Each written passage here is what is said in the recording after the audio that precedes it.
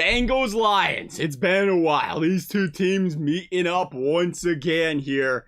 I tell you what, I always said this about the Jags, or I say about the Lions too. This team is a lot better than an 0-5 football team. And you best believe they're going to put up a good game here. This is a Lions football team that lost on a last-minute field goal to the Minnesota Vikings. They lost on a miracle field goal to division rival in the Bengals here, and the Baltimore Ravens on a freaking Justin Tucker 6,000-yard field goal. Tucker misses that field goal, man. I'd imagine what we're talking about the Ravens, but the Lions, they could easily be 2-3 right now. They took a game against the Green Bay Packers at Lambeau into halftime with a lead earlier this season. They can compete. Jared Goff's a quarterback that's more than proven. He can move the football up and down the field.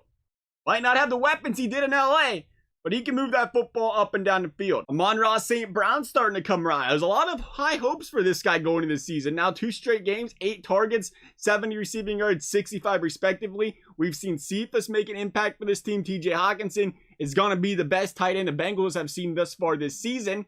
How's their linebacking corps, their secondary matchup against that? Going to be an interesting matchup there. Again, Lions can move this football.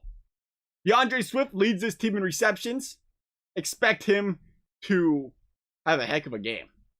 This is a Bengals team that has struggled to slow down the pass attack from opposing teams' running backs.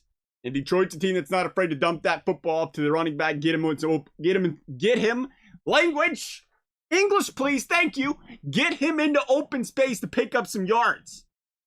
I think the Lions are going to put some points on this game. Again, I think very Jacksonville-esque, where we say don't sleep on this team. I think it's a team that's going to put points on the board, outscore them. Bengals defense played strong this year. Did a couple big stops. Hold this team 3-4 times. Offense needs to excel. Difference being, we talked about Jags Bengals being Joe Burrow's coming out party before the game happened. Turned out to, well, be that to an extent, if you will. I think this game in particular is a coming out party for, wait for it, Coach Zach Taylor. Coach Zach Taylor, eyes have been on this guy mightily in Cincinnati for a few years now. A lot of questionable play calling under the microscope. He's done a lot of good things for these Cincinnati Bengals, but as we know, the coach is always heavily scrutinized when things go sour, when a team loses close games. That's the first person we look at. You gotta give him credit. They got him to that point in the first place to be in that position to win. Gotta give him credit. Heavily chastised, though, the way he's been calling games. A lot of conservative play calling. It's really been the two sides of the spectrum, opposite sides here. We've seen very conservative, and we've seen them come out very aggressive against the Green Bay Packers, which also did not work. They got to find a balance. This is a Detroit Lions defense who, mind you, not the greatest in the league, but they have improved from last season. That run defense was just getting torn to pieces last season.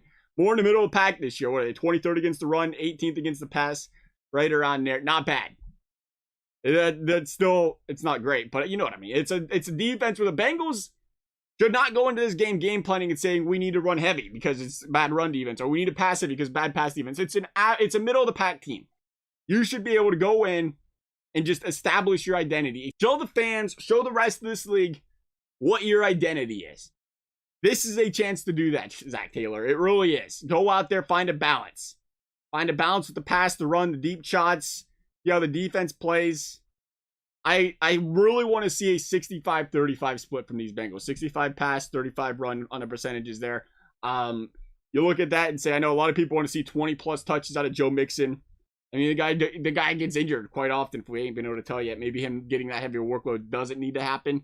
But 20 touches can still happen out of him. Perrine's more than proven he can get some touches in there, take some pressure off of him. But what I think of here is 20 touches can still happen. Let's imagine it's half, or we're heading into the fourth quarter. Burrow's got 30 passes. Bengals ran the ball 15 times. So there's your 30-15. That's your 65-35 split.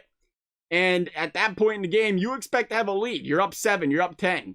And then you become more round heavy. That's just how it is. Those numbers start to balance out more. And you come closer to probably a 35 pass, 26, 23, 24 runs in the game. 25 maybe. It doesn't look too bad.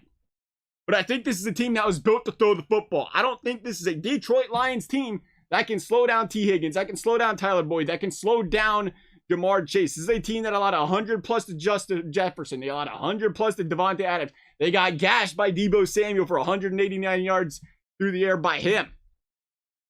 I don't think they can slow down Tyler Boyd. I don't think they're going to be able to slow down Jamar Chase. I think that's the deep threat. That's the guy in the slot. Two guys that are going to have very big games for this Bengals football team. Again, balancing the run. I'd like to see Joe Mixon somewhere around 15 carries and 100 yards. I'd like to see that kind of game out of him.